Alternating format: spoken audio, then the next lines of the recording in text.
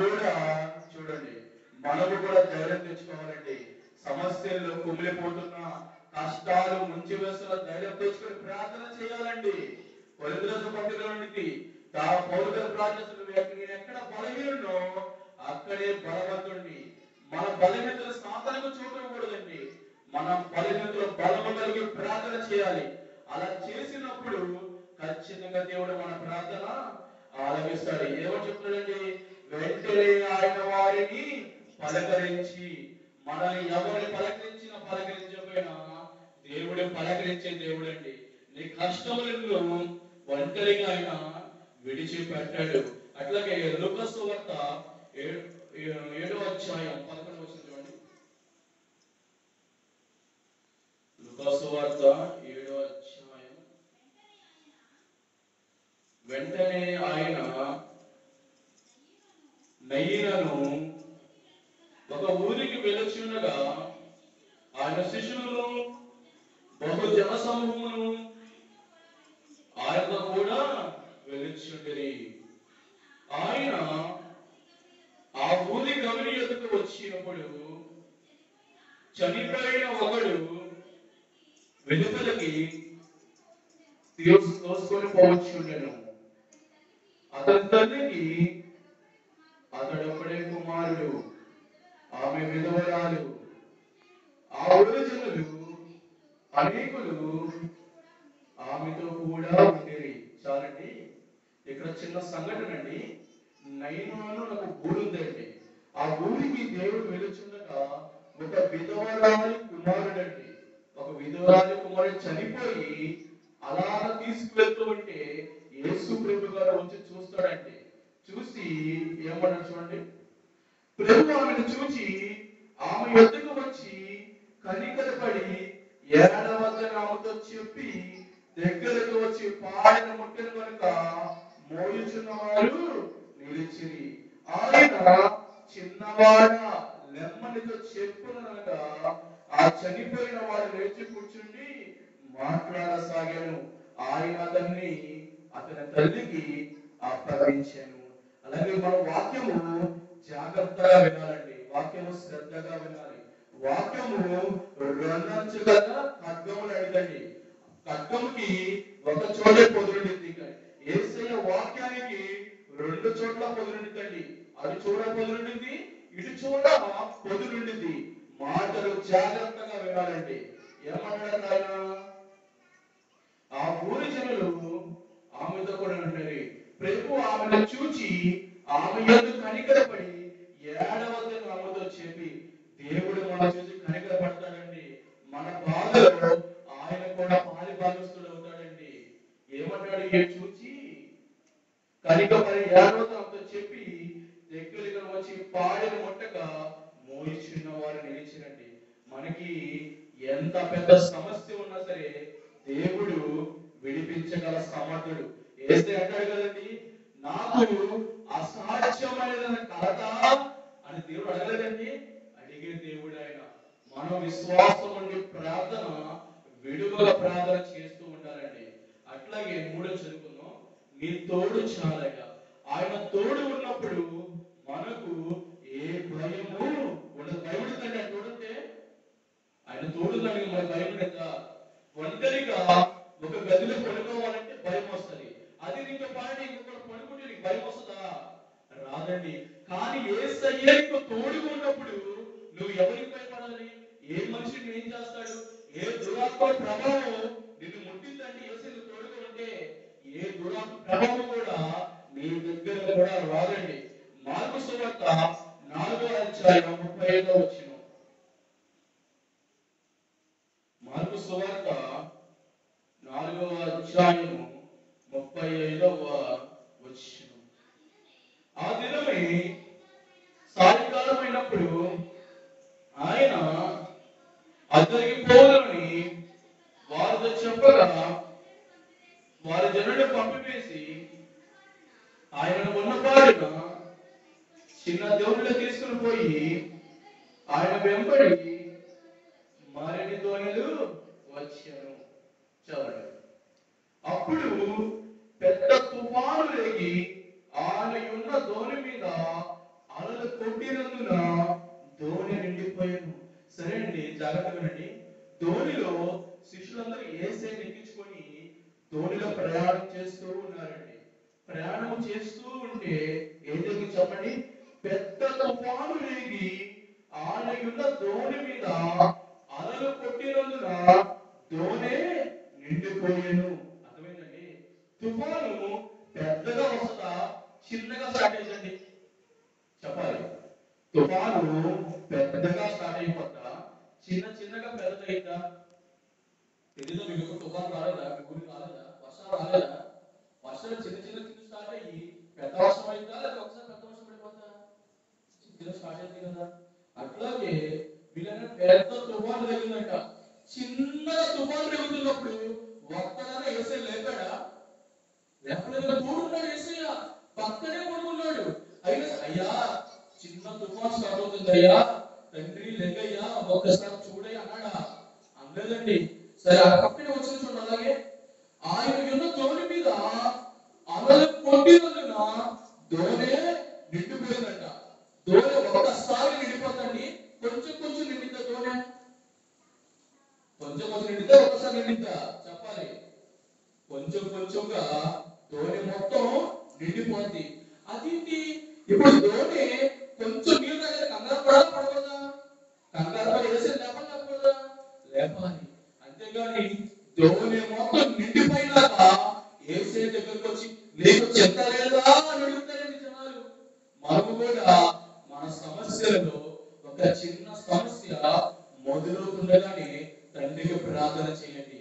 అయ్యా ఇక్కడ ఏదో నొప్పి వస్తుంది, తగ్గించేయ్యా. నాలో పాపం ఉందా, నాలో తప్పు ఉందా, లేదా నేను తప్పు చేశానా, తెలియక తప్పు చేశానా, నీ దగ్గర ఒప్పుకుంటున్నానయ్యా, ఈ సమస్యకి విడుదల చెయ్యయ్యా, నిజంగా నేను పాపం చేసి ఒప్పుకుంటానయ్యా అని తండ్రికి ప్రార్థన చేయాలండి. చిన్నగా ఉన్నప్పుడు ప్రార్థన చేయాలి. ధోని మొత్తం నిండిపోయినాక తండ్రి దగ్గర ఏమడుగుతారండి? నీకు చింత లేదా అని అడుగుతారు. మనము దేవుడికి ప్రశ్న వేసే వారిగా ఉండకూడదండి. దేవుడి దగ్గర నుంచి జవాబు పొందుకునే వారిగా మనం ఉండాలండి.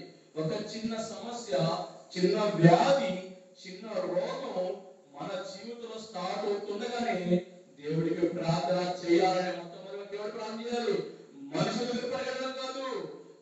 ఏం చేస్తావు? చిన్న జ్వరం రాగానే ఒక చిన్న టాబ్లెట్ వేస్తారు. ఆ జ్వరం ముదుగుతుంది అనుకోండి, ఏం చేస్తారు? డాక్టర్ పరిగెడతారా? పరిగెట్టరా? కానీ వీటన్నిటికన్నా ముఖ్యమైనది దేవుడి దగ్గర రావాలండి. ముందు ప్రార్థన చేయాలి. అయ్యా చిన్న జ్వరం వచ్చింది, గొంతు నొప్పి వచ్చింది, ఏంటయ్యా ఇది? నన్ను స్వస్థపరిచేయా, నువ్వు పొందుకున్న దెబ్బల చేత నాకు స్వస్థత ఉందని చెప్పావు కదయ్యా, నన్ను స్వస్థపరిచేయా. మీరు ప్రార్థన చేస్తున్నప్పుడు వచనాలకి ప్రార్థన చేయాలండి. వచనాలకి ప్రార్థన చేయాలి. అయ్యా అలాంటి దావీదు గారి ప్రార్థన విన్నావు కదయ్యా, అలాంటి పేతురు గారి ప్రార్థన, పౌలు గారి ప్రార్థన విన్నావు కదయ్యా, నా ప్రార్థన కూడా వినయ్యా అని వచనాలకి ప్రార్థన చేయాలండి. అలాంటి ప్రార్థన చేసినప్పుడు దేవుడు ఖచ్చితంగా వింటాడండి. సమస్య రాకముందే దేవుడి దగ్గర మొరపెట్టడం నేర్చుకోవాలండి. నువ్వు ఎప్పుడైతే మొరపెట్టావో ఆ సమస్య చిన్నదైనా పెద్దదైనా దేవుడు తీయగల సమర్థుడు కాదండి, దేవుడు తీసేయగలడండి. అది మనకి పెద్ద సమస్య, కానీ దేవుడికి పెద్దదా? చాలా చిన్నదండి. నువ్వు ఎప్పుడు మొరపెడతావా, నువ్వు ఎప్పుడు ప్రార్థన చేస్తావా, నువ్వు ఎప్పుడు వాక్యం వింటావా, నీకు ఆ సమస్య ఎలా కనపడదు? దేవుడు చూస్తున్నాడండి. అందుకే అన్నాడండి తండ్రి యోగంలో, మనకు ఎలాగా ప్రార్థన చేయడం చేత కాదని ఆయనే ఉచ్చారింప సత్యము కాని మూలుగులతో మన పక్షాన తండ్రికి విజ్ఞాపన చేస్తున్నాడండి. అయ్యా ఇంకొంచెం టైం, ఇంకొకసారి టైం, ఇంకొకసారి మారుతానేమో, ఇంకొకసారి నీ మాట వింటానేమో, ఒక్కసారి నేను ప్రార్థన చేస్తున్నానండి. ఎప్పుడు ఉన్న ఈ కరోనా వ్యాధి కూడా అలాంటిదేనండి. దేవుడు రాకడా సిద్ధముగా ఉన్నదండి. దేవుడు ఎలుగుతారేమో, దేవుడు తెలుసుకుంటారేమో, అందరూ ఆయన వైపు చూస్తారేమో అని దేవుడు ఆశతో చూస్తున్నాడండి. అలాగే లాస్ట్ వచ్చి మార్కు సువార్త 6వ అధ్యాయము 47వ వచనం.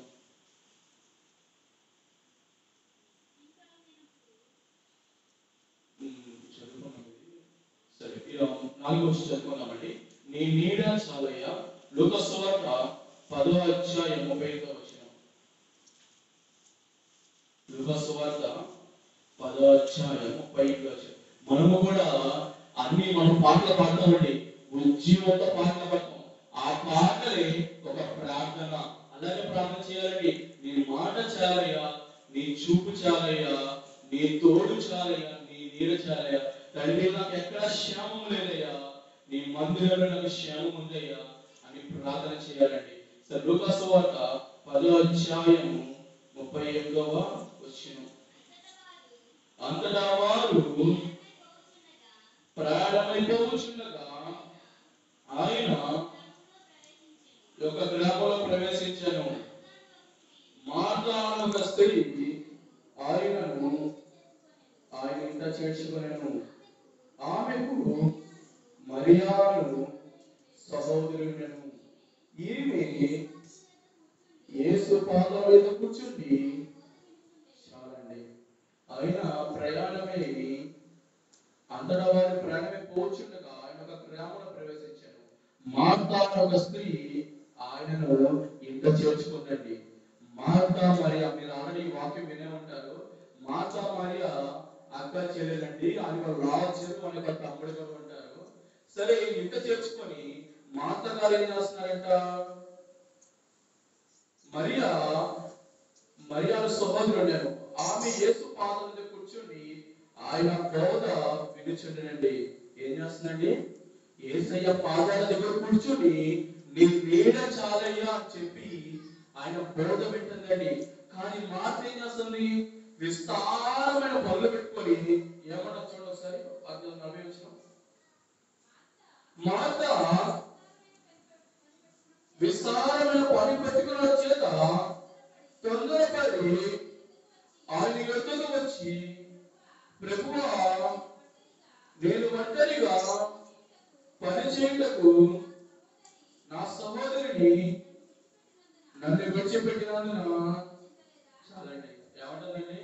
నా సహోదరి నన్ను విడిచిపెట్టినందున నీకు చెత్తలేదా?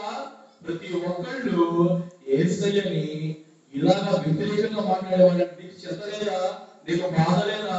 వాళ్ళు అక్కడ వచ్చగా నువ్వు రాములు పని చేయమని ఎప్పుడు అప్పుడు యేసయ్య అన్నాడు. ఒక్క మాట అన్నాడు చూడండి. అలాగే అందుకు ప్రభువు, మార్తా మార్తా, నువ్వు అనేకమైన పనుల గురించి విచారము కలిగి తొందరపరచును, కానీ అవసరమైనది ఒక్కటే. ఇప్పుడు దేవుడు కూడా మనం చెప్పేది ఒకే మాట అండి.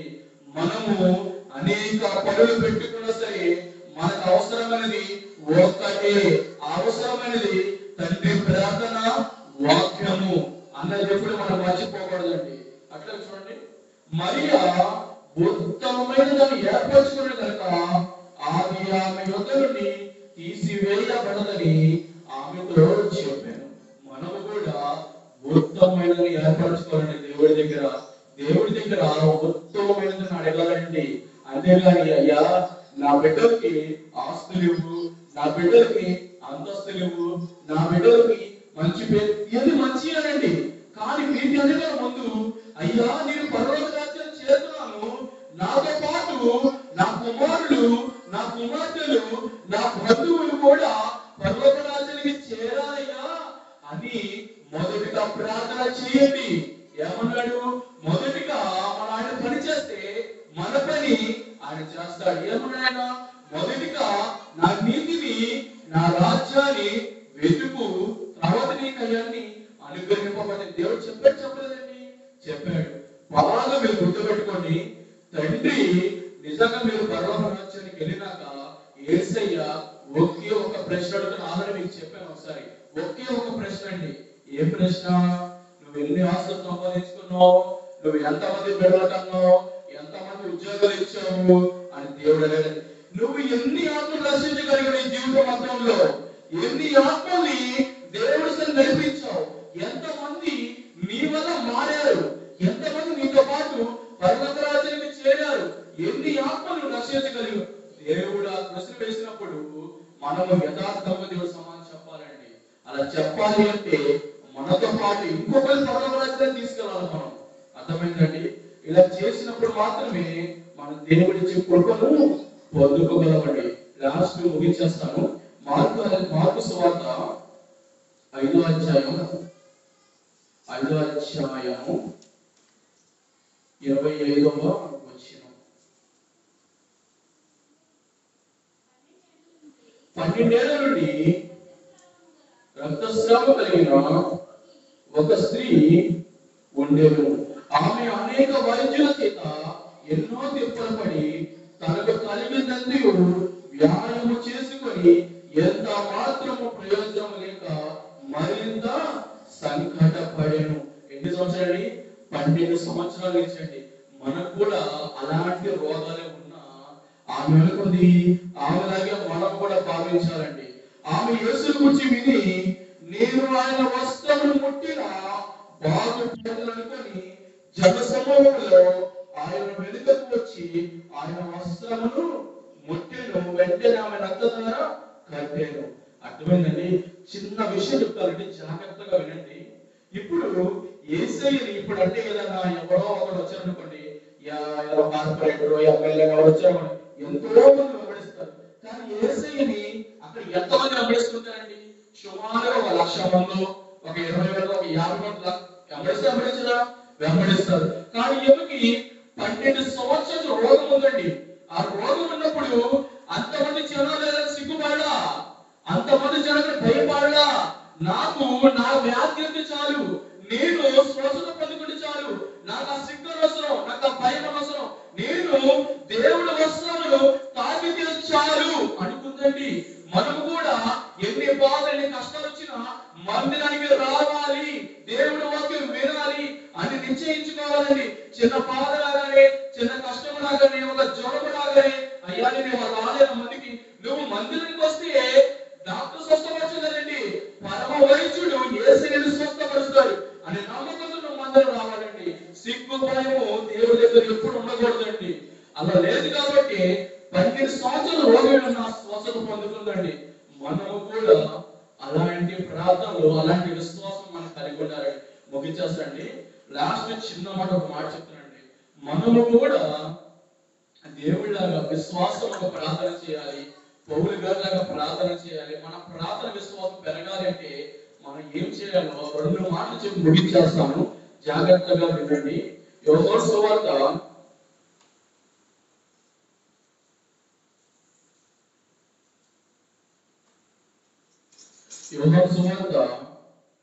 11వ అధ్యాయం 41వ వచనం చదవండి. అంతటా వారు ఆ రాయికి వేసిరి. యేసు కన్నుల పైకెత్తి, తండ్రి నీవు నా మనవి వినినందున నీకు కృతజ్ఞతాస్తుతులు చెల్లించున్నాను. యేసయ్య ప్రార్థన చేశారండి. కన్నులెత్తి ఆకాశం వైపు చూసి నా మనవి వినినందున నీకు కృతజ్ఞతాస్తుతులు చెల్లించు అంటే తండ్రి కార్యం చేయలేదండి. ఇంకా లాజరు గారు బ్రతికించగా ముడిపే అయ్యా నీవు నా మొర విన్నందుకు నీకు కృతజ్ఞతాస్తుతులు చెల్లిస్తున్నాను. మనం కూడా అలాగే ప్రార్థన చేయాలండి. తండ్రి నీకు నాకు వ్యాధి స్వస్థపరిచావు, స్వస్థత రాకముందే ప్రార్థన చేయి, నీకు సమస్య రాకముందే ప్రార్థన చేయి, చిన్నగా కష్టం ఉన్నప్పుడు ప్రార్థన చేయి, దేవుడు తీర్చగా సమర్థుడి. అలాంటి విశ్వాసాన్ని మనం ఎప్పుడు కోరుకోకూడదండి. ప్రార్థన చేసుకుంటాం.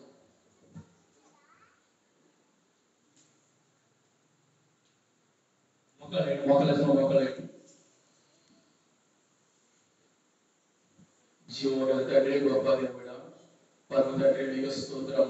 సహాయం దయచేయండి ప్రభా. కృపగల తండ్రి, కృప చూపించండి నాయన. ఎప్పటిదాకా నా ప్రభా నీ వాక్యం ఉన్న ప్రభా మేము శ్రద్ధగా విన్నాము నాయన, నీ వాక్యము జాగ్రత్తగా విన్నాము నాయన. ప్రభా నాయన ఎవరైతే నీ వాక్యము నా ప్రభా శ్రద్ధగా జాగ్రత్తగా వింటారో నా ప్రభా, ఐగుప్తుల దగ్గర కలిగిన రోగములలో ఏ రోగము నీ మీదకు రాదు, నిన్ను స్వస్థపరిచి విడవమని నేనే సెలవిచ్చినాను నా దేవా. కృప దయచేయండి నాయన. ప్రభా సహాయం దయచేయండి నాయన. ప్రభా అందరి కూడి ప్రార్థన చేర్చునుగా నా ప్రభా నీ మహిమను పంపించండి నాయన. ఈ సంఘము నీ మహిమతో నింపబడాలి ప్రభా, నీ కృపతో నింపబడాలి నాయన. మా కుటుంబంలో నీ వెలుగు నింపబడాలి నాయన, నీ మహిమతో నింపబడాలి నాయన. మాకు కలిగిన ప్రతి ఒక్క రోగాన్ని, ప్రతి ఒక్క బాధని, ప్రతి ఒక్క వ్యాధిని, ప్రతి ఒక్క సమస్యని యేసు నామములో పారదోలుతున్నాం ప్రభువా. కృప దయచేయండి నాయన, మా కుటుంబంలో నెమ్మది దయచేయండి నాయన. ఎక్కడ నెమ్మది లేదు నాయన, ఎక్కడ క్షేమం లేదు నాయన. ప్రభువా ఇంతలోనే కనబడి అంతలోనే మాయమైపోతున్నారు నాయన. ఆవిరి వంటి జీవితాలు నాయన. యేసయ్యా ఒక్కసారి మమ్మల్ని చూడండి నాయన. నీ కృపతో నింపండి నాయన, నీ మహిమతో నింపండి నాయన, నీ వాక్యముతో నింపండి నాయన. మా కుటుంబాలకు క్షేమము దయచేయండి నాయన, మా కుటుంబాలకు నెమ్మది దయచేయండి నాయన, మా కుటుంబానికి కృప దయచేయండి నాయన. ప్రభువా ఇంతలోనే కనబడి అంతలోనే మాయమైపోతున్నారు ప్రభువా. నీ బిడ్డలకు క్షేమము దయచేయండి నాయన, నీ బిడ్డలకు స్వస్థత దయచేయండి నాయన. యేసయ్యా నువ్వు పొందుకున్న దెబ్బల చేత మాకు స్వస్థత పొంది అనుసరించున్నావు నాయన. యేసయ్యా నీ స్వస్థత మేము మా కుటుంబాలు అనుభవించడానికి దయచేయండి నాయన. నీ స్వస్థత మాకు కలుగును గాక అని ప్రార్థన చేస్తున్నావు దేవా. సహాయం దయచేయండి నాయన. నీ మహిమను విడిచి వెళ్ళకూడదు ప్రభువా, నీ కృపను విడిచి వెళ్ళకూడదు నాయన. యేసయ్యా మిమ్మల్ని వెంబడించే వారిగా, మీ కృపను వెంబడించే వారిగా, నీ మాటలు వినేవారిగా సహాయం దయచేయండి నాయన. ఎవరైనా వెంబడిస్తారు ప్రభువా, మరణము వారిని దాటి వెళ్ళిపోతీ అనుసరించున్నావు నాయన. కృప దయచేయండి నాయన. మరణము తప్పించుట యెహోవా వశము అనుసరించున్నావు నాయన. కృప దయచేయండి నాయన. మేము నీక్షముల దేవా, నీక్షములైన కదలని సియోను కొండవలే ఉండాలి నాయన. సహాయము దయచేయండి ప్రభువా. దూరమేలా దీవించండి, ఆశీర్వదించండి ఆయన. సంఘానికి వచ్చిన ప్రతి ఒక్క బిడ్డని ముట్టండి నాయన. ఏ బాధలో వచ్చారు, ఏ వ్యాధిలో వచ్చారు, ఏ రోగంలో వచ్చారు, ఏ మేలుకొరిగా వచ్చారు, వాళ్ళ హృదయం తృప్తిపరచండి నాయన. ఆశల ప్రాణములు తృప్తిపరిచే దేవుడు ప్రభువా. కృప చూపించండి నాయన, నీ మహిమ చూపించండి నాయన. సహాయము దయచేయండి నాయన. మా సంఘము నీ మహిమతో నింపబడాలి నాయన. అనేక బిడ్డలను తెలుసుకోవాలి నాయన, అనేక బిడ్డలు రక్షించగలగాలి నాయన. ప్రతి ఒక్క ఆత్మల ప్రభువా నీ పరలోక రాజ్యములో ప్రభువా ఆనందములకు అందులో వెళ్ళాలి నాయన. ఏ ఒక్క ఆత్మ కూడా నశించడం ఇష్టము లేదు అనుసరించున్నారు ప్రభువా. ప్రతి ఒక్క ఆత్మని ఎదగాలి నాయన, నీ వైపు చూడాలి నాయన, నీ ఇచ్చే కృపను పొందుకోవాలి ప్రభువా. సహాయము దయచేయండి నాయన. పేరు పేరు దీవించిన ఆశీర్వదించండి నాయన. ప్రతి ఒక్క వ్యాధి వేస్తున్నాము బాధపడుతున్నాం ప్రభావ. ప్రతి ఒక్క రోగాలు వేస్తున్నాము బాధపడుతున్నాం నాయన. ప్రతి ఒక్క సమస్యలు వేస్తున్నాము బాధిస్తున్నాం దేవా. కృపను చూపించండి నాయన. మా సంఘం మీద, మా కుటుంబాల మీద, ఎవరి మీద సాతాను ప్రభావం, దుష్టుడి ప్రభావం లయపరుస్తున్నాము దేవా. వేస్తున్నాము బాధపడుతున్నాము దేవా. కృప చూపించండి ఆయన. ఇంకా మీ ప్రార్థనలో వాక్యంలో ఎడతెగని జీవితం మాకు దయచేయండి, ఎడతెగని ప్రార్థన అనుభవం మాకు దయచేయండి. తిరిగి నా ప్రభావ మందిరంలో వచ్చుకొని ప్రభావ వాళ్ళు వెళ్ళొచ్చుగా నా ప్రభావ. నా తండ్రి ఖాళీ నుంచి ఖాళీ నిలపకుండా నీ మాటలు, నీ ప్రార్థన, నీ వాక్యము నింపుకొని హృదయాన్ని నింపుకొని మా కుటుంబానికి వెళ్ళే వారి కృప దయచేయండి. మా వల్ల అనేక మంది ఆశీర్వాదం పొందాలి ప్రభావ. అనేక మంది మీరు సరిగా నడిపిస్తాము నాయన. అనేక మంది మిమ్మల్ని ఎరగాలి ప్రభావ. కృప చూపమని బిడ్డలందరినీ స్వస్థపరచండి ప్రభావ. ఆరోగ్యం దయచేయండి నాయన. ముఖ్యంగా నా దేవా చిన్న బిడ్డలు ఉన్నారు నాయన. చిన్న బిడ్డలు ఒక్కసారి చూడండి నాయన. ఎటువంటి బిడ్డలకి ప్రభావ, సంఘంలో పెద్ద బిడ్డలకి ప్రభావ, ఎవరికి ఎలాంటి వైరస్ అంటకుండా కృప చూపించండి నాయన. ప్రభా నీ బిడ్డల చుట్టూ, నీ బిడ్డల కుటుంబాల చుట్టూ మీ అగ్ని కంచె ప్రోత్సహించండి ఆయన. ఎటువంటి దుష్టుల ప్రభావం, సాతాను ప్రభావం లేకుండా ప్రభావ నిన్ను మాత్రమే పరిచయబడగా, నిన్ను మాత్రమే కనపరచబడగా, నీకు మాత్రమే కృతజ్ఞతలు చెల్లించబడగా సహాయం దయచేయమని యేసయ్య నామములో అడిగి వేడుకొచ్చున్నాము తండ్రి. ఆమేన్, ఆమేన్.